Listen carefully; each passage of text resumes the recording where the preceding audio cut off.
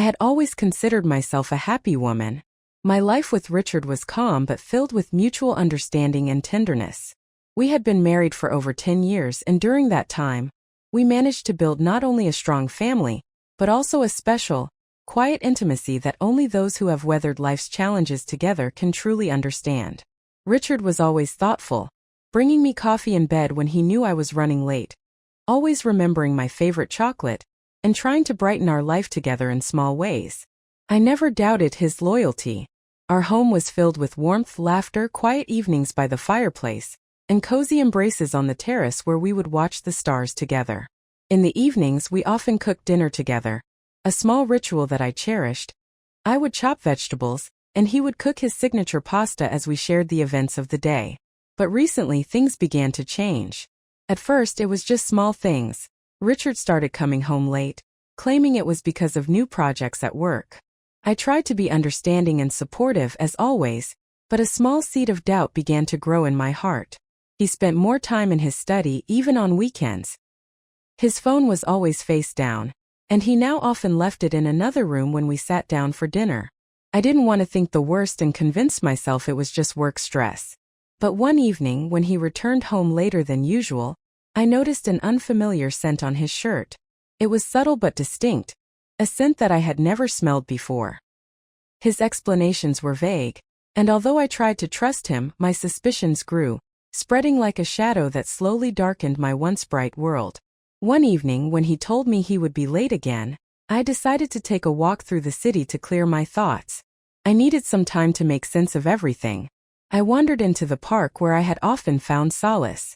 The autumn trees rustled quietly in the wind, and I tried to breathe in that sense of peace to calm my restless heart.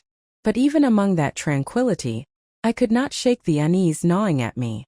That same week, I received a call from my friend Anna, whom I hadn't spoken to for months due to her busy schedule.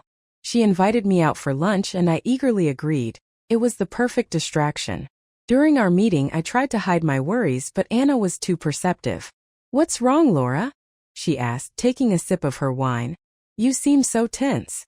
I tried to change the subject, but she was persistent. In the end, I confessed my suspicions about Richard. Anna listened attentively, her face filled with concern. "Maybe it's just in your head," she said, squeezing my hand. "But you need to get to the bottom of it. Otherwise, it will eat you up inside." Her words rang true. When I returned home, I decided I couldn't stay silent any longer. I tried to talk to Richard that evening, but he brushed off my questions, calling me overly emotional due to autumn blues. His coldness only deepened my doubts. The following days were unbearable. I decided to dig deeper, and although I had always been against such things, I checked his phone. There were messages from someone named Lena, but everything else had been deleted. Just a few exchanges about meetings and promises to call back later. My heart sank, but still I kept quiet. I pretended I knew nothing. I smiled when he hugged me in the mornings. I cooked his favorite meals. But inside I was burning. I felt empty and abandoned, as if our home had turned into a stage where I played the role of the perfect wife. Then, an unexpected announcement shook my already fragile world. Richard informed me that his brother Jason was planning to return from abroad. It was news that left me stunned. I hadn't seen Jason in years since he had left in search of a better life. Once before my marriage to Richard, there had been something between Jason and me, feelings that neither of us had dared to acknowledge. The thought of Jason's return filled my mind. I tried to push away those memories, convincing myself they no longer mattered. But deep down, I knew his presence could change everything. Meanwhile, tension continued to brew at home.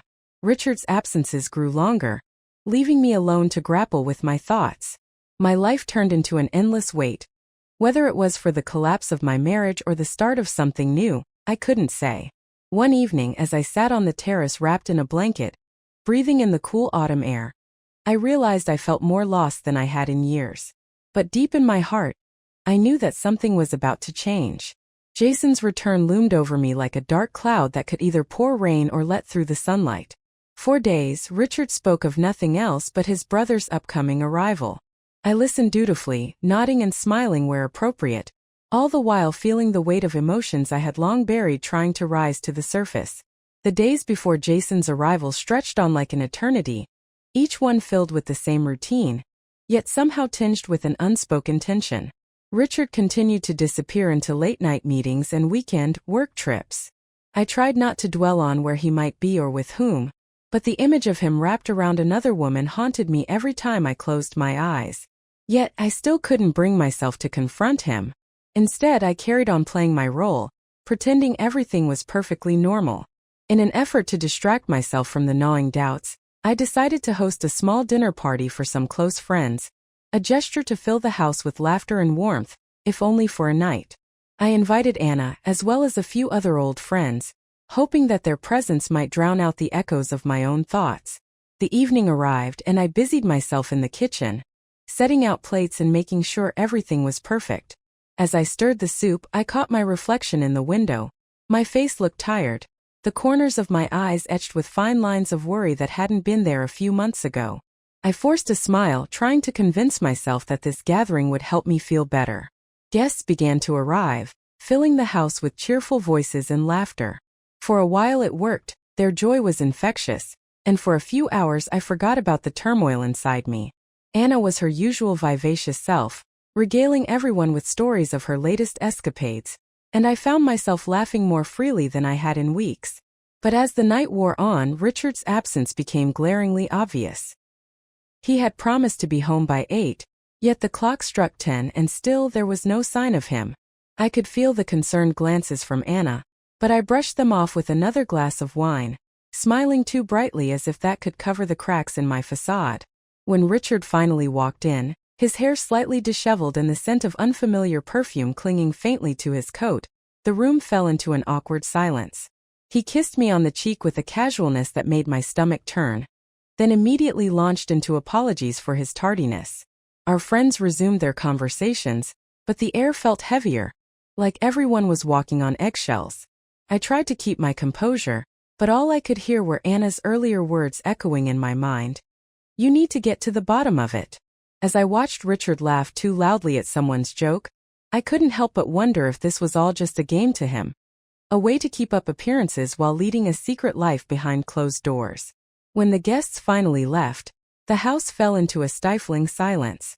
I stood in the living room, staring at the empty wine glasses and crumpled napkins, trying to muster the courage to ask him. Richard had already retreated to his study, probably to continue whatever conversations he had left unfinished earlier that evening. I followed him, my heart pounding, but when I reached the doorway I froze.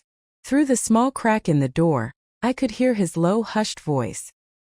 He was on the phone, speaking in tones too soft to make out the words, but the way his voice dipped almost tenderly sent a chill through me. I turned away, the nausea rising in my throat. Whatever he was saying, I knew it was not meant for me. The next morning, I woke up to find Richard already gone. He had left a note on the kitchen counter, something about an early meeting, but the words blurred as I read them. It was clear that whatever connection we once had was slipping through my fingers, and the worst part was, I felt powerless to stop it. To distract myself from the suffocating silence of the house, I threw myself into preparations for Jason's arrival.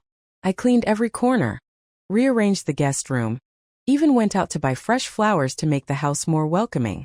I told myself it was just to keep busy, but in truth, I was desperately grasping for any sense of normalcy, something to hold on to as my world spun out of control. The days dragged on, and Richard's behavior grew more erratic. He would disappear for hours without explanation, returning home with vague excuses that were harder and harder to believe. One afternoon, I decided to visit his office unannounced, hoping to catch him off guard. But when I arrived, his secretary looked at me with a confused smile and said, "Oh, I thought Mr. Wright was out of town today?" Her words were a blow to the chest. I thanked her politely, forcing a smile, and walked away, my hands trembling. Where had he been if not at work? The questions gnawed at me, but I couldn't confront him, not yet. Not until I had more proof. That evening, I received a call from Jason. His flight was booked and he would be arriving in just a few days. The sound of his voice, deep and steady, was like a balm to my frayed nerves. He spoke of how excited he was to see us, how much he missed the old times. I tried to respond with the same enthusiasm, but my voice wavered, betraying the turmoil inside me. "Laura, is everything all right?" Jason asked, his tone gentle but probing. I hesitated, my throat tightening. How could I tell him what a mess my life had become? How could I admit that the brother he so admired was betraying me in the worst way possible? I forced a laugh and said, "I'm just tired, that's all. So much to prepare for your arrival." But even as I said the words, I knew he didn't believe me. Jason had always been able to see through me, even when I tried to hide behind polite smiles and practice pleasantries. The next few nights were sleepless. I lay awake, torn between fear and anticipation. Fear of the confrontation with Richard that I could no longer avoid, and anticipation of Jason's arrival. A flicker of hope in the darkness. As the day of Jason's arrival approached, the tension in the house became unbearable. Richard was even more distant, if that was possible, and I was tired of pretending. Something had to give. I could feel it like a storm gathering on the horizon, ready to break and wash away the pretense we were both clinging to.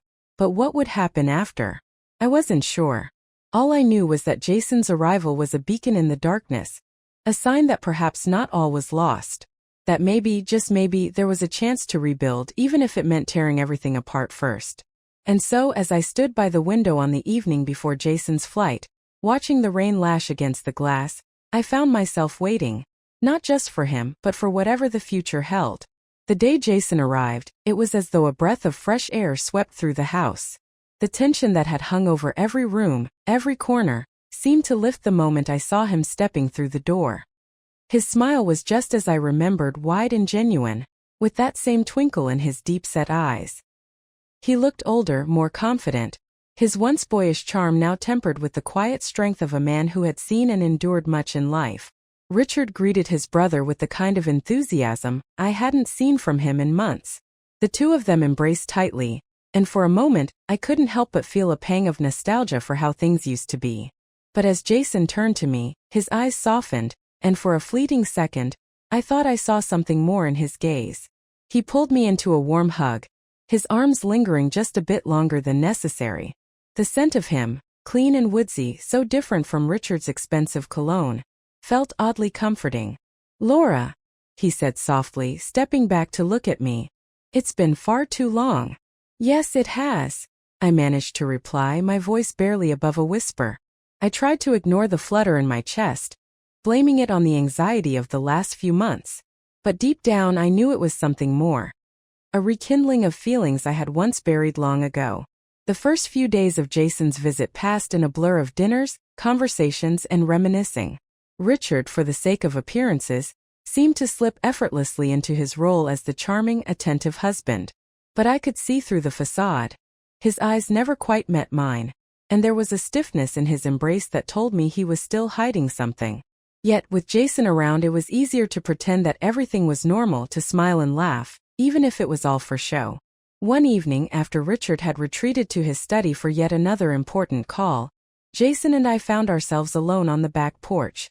The air was cool, the sky painted in shades of deep indigo, and a soft breeze rustled the leaves around us. I had brought out a bottle of wine, hoping it would help calm the nerves that seemed to dance under my skin whenever Jason was near. We talked about everything and nothing, the places he had visited, the projects he was working on, the life he had built for himself abroad. But as the evening wore on and the wine slowly drained from the bottle, our conversation grew deeper, more personal. I found myself telling him about the lonely days, the sleepless nights, and the growing distance between Richard and me. It was as if a dam had broken, and all the words I had held back for so long came pouring out. Jason listened intently, his gaze never wavering.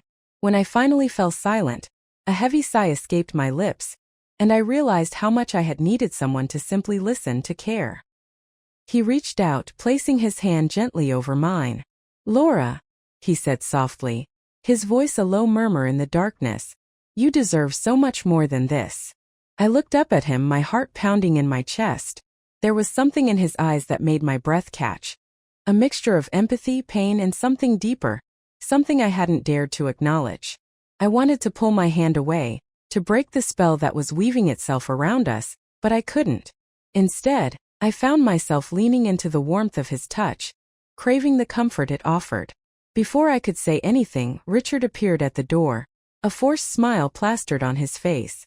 "What's this?" he asked, his tone too casual to be genuine. "A private party?" Jason quickly pulled his hand back, his expression unreadable. I forced a smile, brushing off the moment with a light laugh, but inside, I felt a pang of guilt mixed with longing. Richard's eyes darted between us, a flicker of something like suspicion crossing his face, but he said nothing. Instead, he merely shrugged and suggested we all head inside. The following days became a delicate dance between Jason and me. Every glance, every touch, seemed to carry an unspoken question. I knew it was wrong. Richard was my husband, no matter how broken our marriage had become. And yet I couldn't deny that Jason made me feel something I hadn't felt in years. Seen, valued, alive. One evening, while Richard was away on yet another late-night business meeting, Jason suggested we go for a walk. The autumn air was crisp, and the moon cast a silver glow on the empty streets. We wandered aimlessly, talking about everything and nothing, our laughter echoing softly in the stillness. For the first time in what felt like forever, I forgot about Richard, about the suspicions, the lies. It was just Jason and me, and the way he looked at me made me feel as if I was the only person in the world. We stopped by the lake at the edge of town, the water reflecting the stars above. I could feel Jason's gaze on me, and when I turned to look at him, there was something raw in his eyes, something that sent a shiver down my spine. He took a step closer, his breath warm against my skin. "Laura," he whispered, his voice thick with emotion. "I can't keep pretending. I've tried to bury these feelings, but seeing you like this, I just can't." My heart was pounding so hard I thought it might burst. "Jason, we can't," I started, but the words died in my throat as he cupped my face with both hands, his touch gentle yet insistent. His eyes searched mine, looking for a sign, a permission that I wasn't sure I could give. But then in that moment all my doubts, all my fears melted away. I leaned into him, and before I could second-guess myself, his lips found mine. The kiss was slow, hesitant at first, as if testing the waters, but quickly deepened as all the pent-up emotions we had both suppressed for so long came rushing to the surface. It was like a dam breaking, the flood of passion and longing washing away everything else. When we finally pulled away, breathless and shaken, I saw tears in his eyes. "I'm sorry," he said, his voice barely a whisper. "I know this isn't fair to you, to Richard, but I can't pretend any longer." Tears stung my own eyes as I struggled to catch my breath. I knew we had crossed a line, one that we couldn't uncross, no matter how hard we tried. But in that moment all I could think about was how right it had felt, how desperately I had needed to feel alive again. As we walked back home in silence, our hands occasionally brushing but never quite touching, I knew that everything had changed. Jason's presence had reignited something inside me, something I thought had died long ago. But it also complicated everything. Richard returned home later that night, oblivious to the storm brewing just beneath the surface. But I knew it was only a matter of time before the cracks widened, before the fragile facade of our marriage shattered completely. And the question that haunted me was this: when the dust finally settled, which pieces would I choose to keep? The days that followed were a blur of tangled emotions and sleepless nights. After that kiss by the lake, everything between Jason and me had changed irreversibly. The guilt weighed heavily on my heart, but so did the realization that I had been sleepwalking through my life for far too long.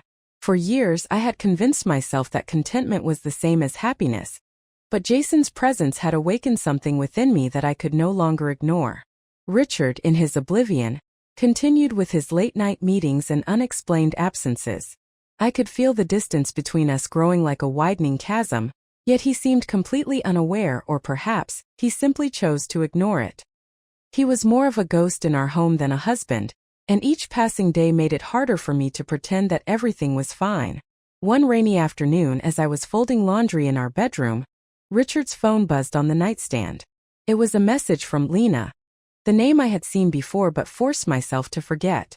My hands trembled as I picked up the phone. The text was brief. "Missing you. Can't wait to see you again tonight." The room seemed to tilt around me as I read those words. This was it. The confirmation I had feared. The final proof that Richard had indeed been unfaithful.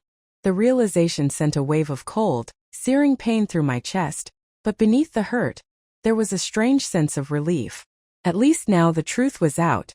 There was no more pretending, no more hiding from the reality that our marriage was already broken.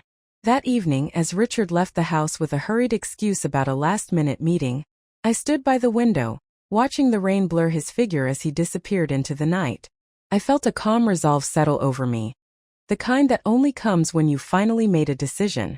I couldn't keep living a lie, couldn't keep clinging to a marriage that was nothing more than a hollow shell. Jason found me sitting alone in the living room later that night, my hands wrapped around a cup of cold tea. The look on his face when he saw the tears in my eyes was one of pure anguish. Without saying a word, he crossed the room and knelt in front of me, his hands covering mine. "Laura, what's wrong?" he asked softly, his voice filled with concern. I shook my head, unable to speak, but the pain in my chest was too much to bear, and before I knew it, the words came tumbling out. I told him everything: the texts, the late nights, the lies, the years of trying to hold together a marriage that had already fallen apart. Jason listened in silence, his grip on my hands tightening with each word. When I finished, he leaned forward, his forehead resting against mine. "You don't deserve this," he whispered. "You deserve so much more than what Richard has given you. You deserve to be truly loved." The warmth of his breath against my skin, the tenderness in his eyes, was the only comfort I had felt in weeks. I closed my eyes, letting the tears fall freely, and in that moment I realized that with Jason, I had found the strength I didn't know I still had. "Jason, I can't keep pretending," I whispered. "I'm done with this life." His eyes searched mine, and for the first time I saw a glimmer of hope. "Then leave him, Laura," he said, his voice barely above a whisper. "You deserve to be free, to be happy. And if you choose, I'll be here. I've always been here." Those words hung in the air between us, heavy with the weight of everything we had held back for so long.